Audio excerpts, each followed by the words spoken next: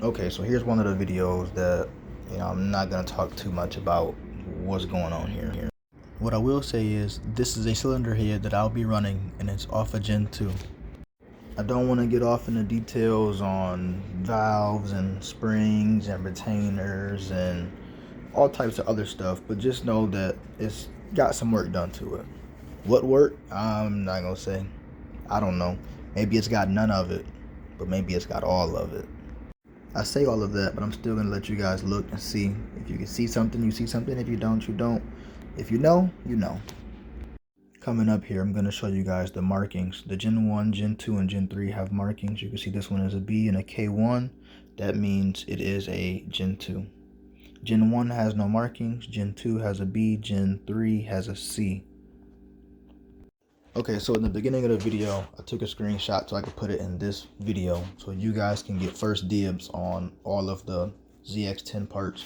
I do have 636 stuff, but I don't think that really matters because a lot of you guys don't even know that I used to part out 636s. A lot of you guys follow me for the ZX10 content. So as of right now, I have the Gen 3 cylinder head that you see in this video that I'm tearing down. Well, this is the Gen 2 head here, but the Gen 3 head is coming in later. But the Gen 3 head is for sale. There's no cams in it. I do have Gen 2 cams. I have a, well, as of right now, I have a Gen 3 exhaust cam. I have no Gen 3 intake cam, so. Then there's the Gen 2 water pump and stock Gen 2 pistons. You know what, just for y'all, I do have some custom webcam intake and exhaust camshafts. I'm still debating on if I want to post these up for sale or not. I don't want to get into specs. I'm debating on it. If you guys want it, you guys have first dibs. As far as pricing, I guess you can get in contact with me and we could talk about it. Should have got some cardboard.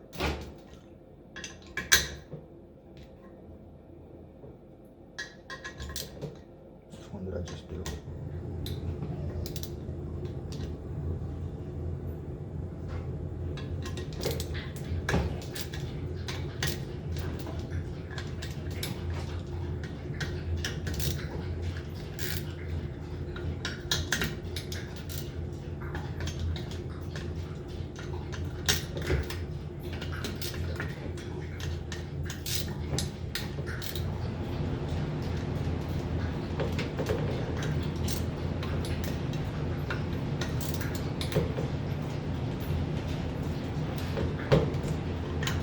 Yes, my table is still a mess.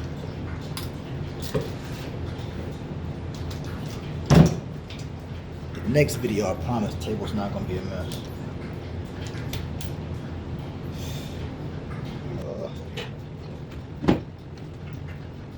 8mm. Oh. 17. It's not true. It's not true, guys. I still have my 10. And there's another 10. The rumor isn't true. What I always lose is my 11 and my 9. It turned out nothing. Oh, there's 9. 11 turned out.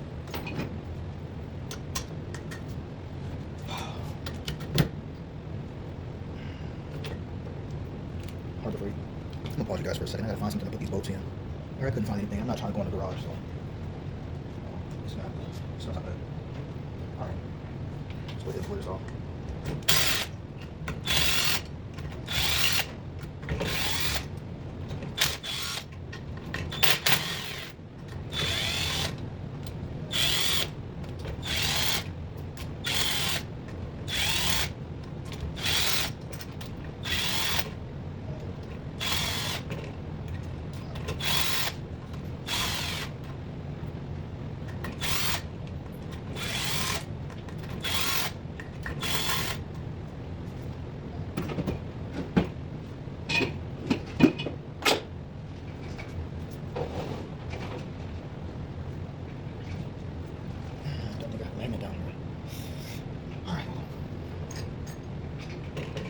These also are not in order. You can tell because this is where the valve gets screwed in. The valve cylinder, the valve cover gets screwed into, and these are right there, so it's not right.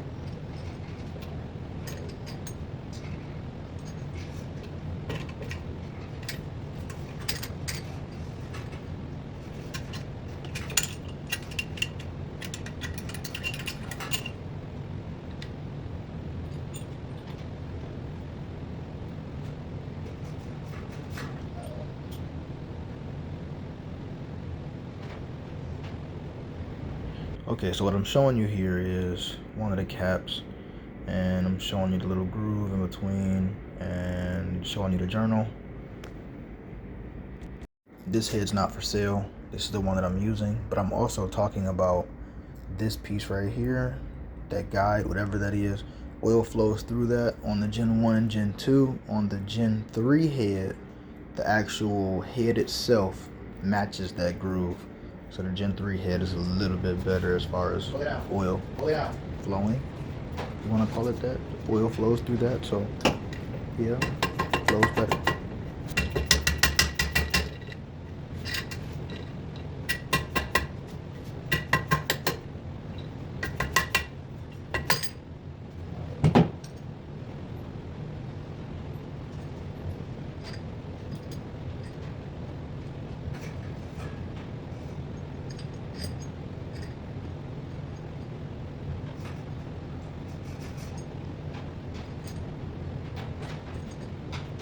I mean, they got some wear. We still recording? Yeah. You see, this one is the worst one. It's got grooves you can physically see, but I can't feel them. I can't feel it with my fingernail, and I can't feel it. Yes, I know I got gloves on, but they're not that thick.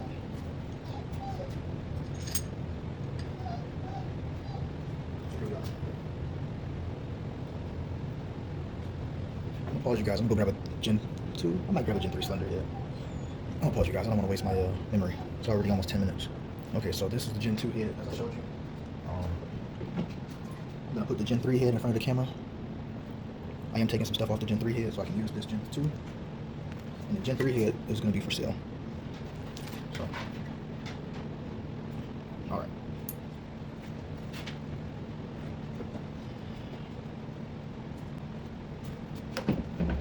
Right off camera, there's like a piece of cardboard and some other stuff. It's not sitting on the ground. Don't worry. These again are also not in order.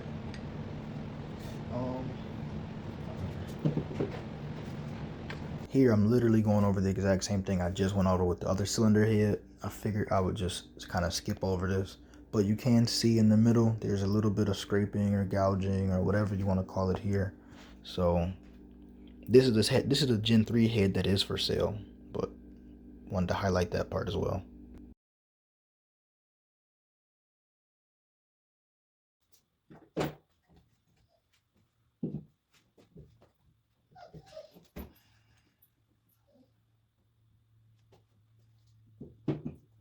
All right, I bought this cylinder head to use, and obviously it's missing one of those things.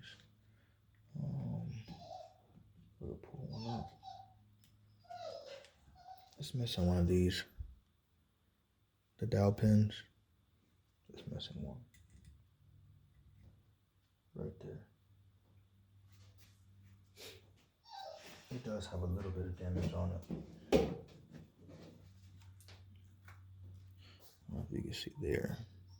The gasket makes up a little bit of damage there.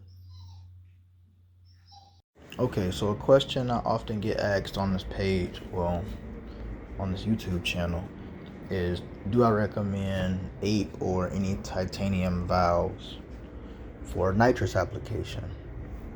And the reason being is because my vehicles are nitrous assisted. If you go back in the videos, you'll see I got a 300 SRT8 that's on nitrous.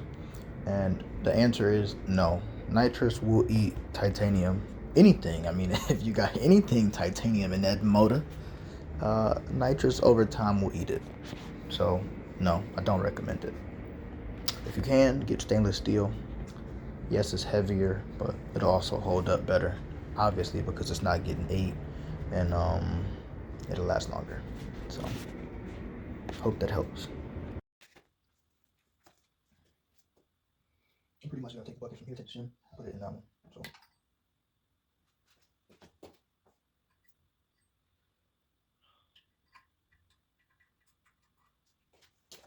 yeah, you can kind of see me. I know you guys have seen the 5W30 in the background the whole time. This is not the oil that I use in the bike. This is some oil that I have laying around from the vehicles. There's hardly any oil in there. So that's why I'm using it here, to keep the parts lubricated, so that way I don't have any issues with anything sticking, binding, rusting, corroding, whatever the case may be.